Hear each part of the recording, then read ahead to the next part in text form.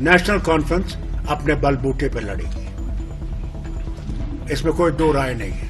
नमस्कार, आप देख रहे हैं वीके न्यूज और मैं हूं आपके साथ मयंक गौड़। लोकसभा चुनाव नजदीक हैं और इंडी गठबंधन को लगातार ठोकरें मिलती जा रही हैं, चोट लग रही है। इंडी गठबंधन जहां जुड़ना चाहिए था वहां पर लगातार एक एक करके उसकी पार्टियां जो है उससे अलग हो रही हैं, टूट रही हैं, विभाजित हो रही हैं। अब हाल फिलहाल में इसका उदाहरण हमने देखा कि जिस प्रकार से ममता बनर्जी ने बंगाल में अकेले चुनाव लड़ने का ऐलान किया, फिर उसके बाद पंजाब में अकेले चुनाव लड़ने का ऐलान हुआ, उसके बाद दिल्ली में सीट शेयरिंग पर बात नहीं बनी। उससे पहले नीतीश कुमार जो है वो अपने 45 विधायकों को लेकर एनडीए में शामिल हो ही चुके थे। तो कुल मिलाकर के जहां ये 4 चोटें अब तक लग चुकी थी, वहीं पर इंडी गठबंधन को एक और चोट लग चुकी है, 5वीं चोट लग चुकी है। अब ऐसे में लोकसभा चुनाव से पहले इंडी गठबंधन कैसे खुद को समेट पाएगा, कैसे सीट शेयरिंग को लेकर के बातचीत बनेगी, ये देखना अहम होगा। साथ ही साथ उत्तर प्रदेश को लेकर के भी संशय बना हुआ है। इसलिए संशय बना हुआ है क्योंकि आरएलडी के जाने के बाद वहां पर कांग्रेस जो है अपने लिए ज्यादा सीटों के ऑप्शन तलाश रही है, लेकिन समाजवादी पार्टी इसे अपने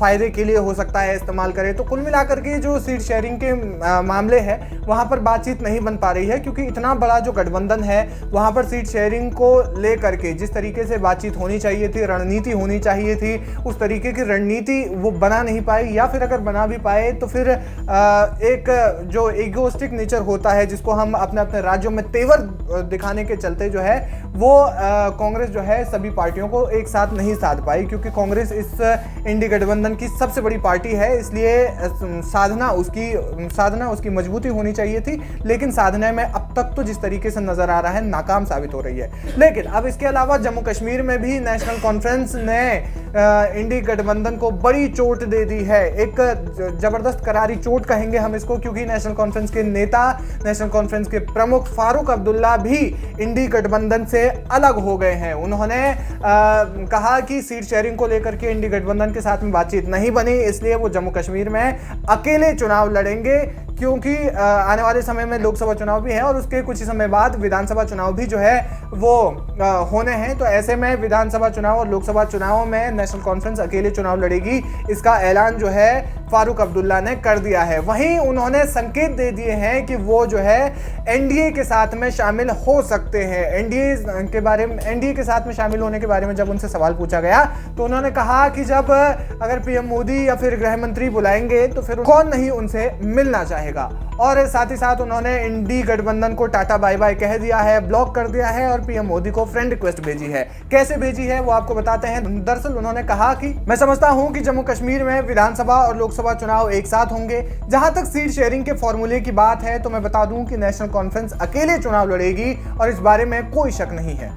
What about सीट शेयरिंग? कल शायद उमर अब्दुल्ला इंडिया अलायंस के हवाले से शायद बात कर रहे थे। देखिए, जहां तक सीट शेयरिंग का सवाल है, मैं एक चीज आपको क्लियर करना चाहता हूं। नेशनल कॉन्फ्रेंस अपने बलबूते पर लड़ेगी, इसमें कोई दो राय नहीं है।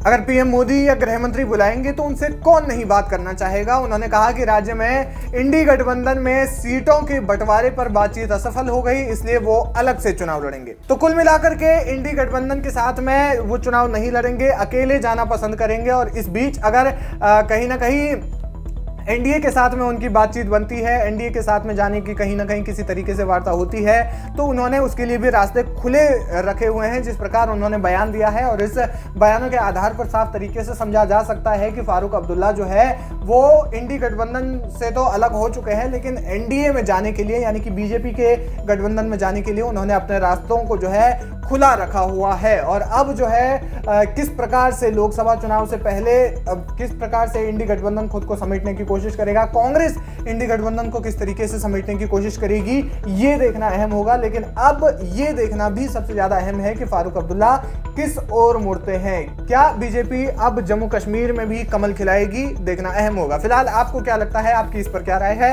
हमें कमेंट करके जरूर बताएं। वीके न्यूज, राष्ट्र के नाम।